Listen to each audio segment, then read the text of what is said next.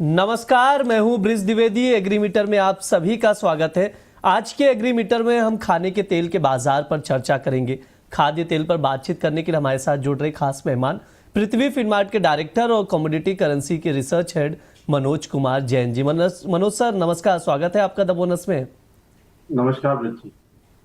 Sir, Nepal से duty free खाने के तेल के इंपोर्ट में भारी बढ़ोतरी देखने को मिल रही है। साफ्टा एग्रीमेंट होने की वजह से नेपाल रूट का अब गलत इस्तेमाल बहुत ज्यादा बढ़ने लगा है। तो क्या ऐसे में सरकार की ओर से अब खाने के तेल के इंपोर्ट पर भी सख्ती बढ़ सकती है क्या?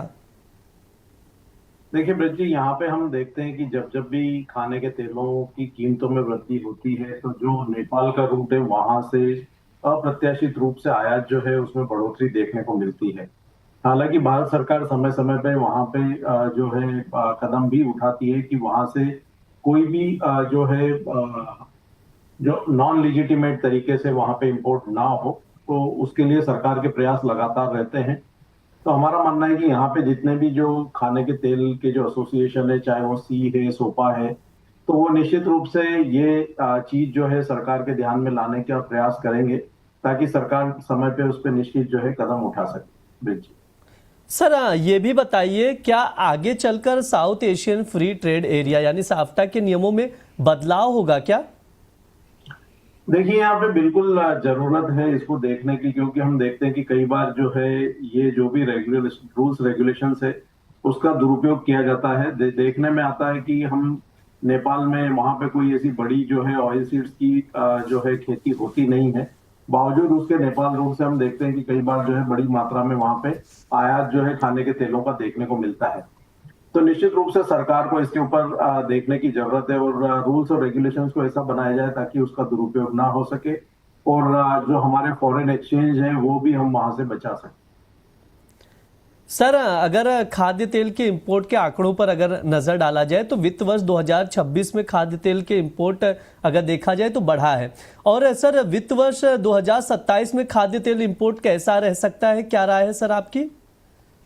देखिए, इंपोर्ट यहाँ पे निश्चित रूप से आने वाले समय में भी बढ़ेगा, क्योंकि यहाँ पे मौसम विभाग की लगातार जो चेतावनी आ रही है कि जो एल नीनो की कंडीशन है वो इस वर्ष रह सकती है। अभी हम देख रहे हैं कि भीषण गर्मी जो है पूरे जो है भारतवर्ष में देखने को मिल रही है, जिसकी वजह से जो रेनफॉल है वो इम्पैक्ट रह सकता है इस बार, और जो डिस्ट्रीब्यूशन है रेन का वो भी अनइवन हो सकता है। तो अगर यहाँ पे एल नीनो की कोई भी पॉसिबिलिटी बनती है तो हमारे दोनों ही जो क्रॉप है, खरीफ और रबी के, जिसमें मेजर जो ऑयल सीड्स प्रोड्यूस होते हैं, उसके उत्पादन में इम्पैक्ट देखने को मिल सकता है।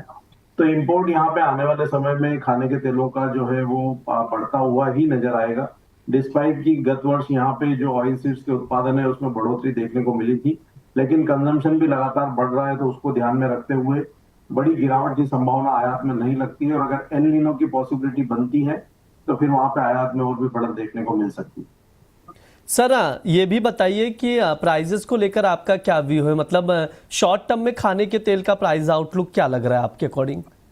शॉर्ट टर्म में खाने के तेलों में तेजी ही रहेगी, क्योंकि हम देख रहे हैं कि अंतर्राष्ट्रीय बाजारों में जितने भी बड़े देश हैं जो खाने के तेल का उत्पादन करते हैं, चाहे वो ब्राजील हो या अर्जेंटीना हो, मलेशिया हो, इंडोनेशिया हो, जिस तरह से हमने देखा है कि कच्चे तेल की कीमतें $100 के ऊपर बनी हुई है, तो वहां पे बायोफ्यूल मैंडेट के चलते हम देख रहे हैं कि खाने का तेल जो है बड़ी मात्रा में बायोफ्यूल में जा रहा है।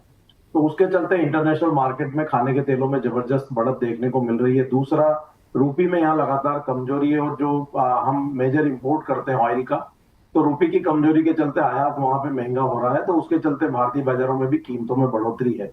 अभी हम देख रहे हैं कि लगभग 145 से 150 की रेंज में यहाँ पे सोया तेल जो है भारत में ट्रेड हो रहा है। तो आने वाले समय में यहाँ पे 5 से 10 रुपए किलो की बढ़त जो है और देखने को मिल सकती है, जिस तरह से रुपये में कमजोरी है और कच्चे तेल की कीमतों में बढ़त देखने को मिल रही है। ब्रिज जी, ये राय है सर की खाद्य तेल के प्राइजेस को लेकर। अब सर, एक आखिरी सवाल रहेगा, अगर किसी को एग्री कमोडिटी में पोजीशन बनानी हो तो आपकी तरफ से टॉप एग्री कॉल्स क्या कुछ है रिकमेंडेशन में?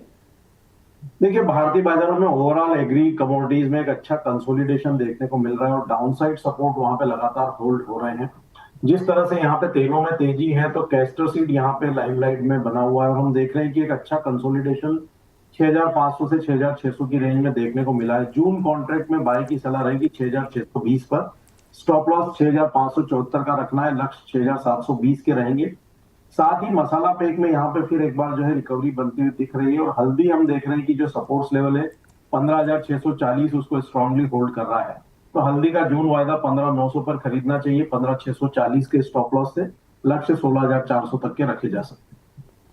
ठीक है, ये सर की राय है। कैस्टर सीड और हल्दी में खरीदारी की सलाह दी जा रही है सर की तरफ से। आप लोग उसके अकॉर्डिंग स्ट्रैटेजी बनाइए। स्क्रीन पर प्राइजेस शो किए जा रहे, बाय करने की सलाह दी जा रही। लॉन्ग पोजीशन बना सकते हैं। 15,900 पर लॉन्ग करें टर्मरिक में, 16,400 तक के टारगेट के लिए, और 15,640 का स्टॉप लॉस लगाएं। ध्यान दें, स्टॉप लॉस मस्ट। वहीं कैस्टर सीड की बात की जाए तो जून वायदा 6,620 पर लॉन्ग करके चल सकते हैं। 6,720 तक के टारगेट के लिए 6,574 का स्टॉप लॉस लगाएं। ये मनोज सर की राय है। 2 टॉप एग्री कॉल से रिकमेंडेशन में दिए जा रहे, बाय की रणनीति शेयर की जा रही है। सर समय भी हो चुका है, डिस्क्लेमर दे दीजिए प्लीज। जो भी कमोडिटीज हमने डिस्कस की है ब्रिज जी, उसमें मेरी कोई पोजीशन नहीं है। रिकमेंडेशन के चलते इनमें से कुछ कमोडिटीज में हमारे क्लाइंट की पोजीशन हो सकती है। जी सर, बहुत बहुत शुक्रिया सर आज की चर्चा में जुड़ने के लिए। Thank you.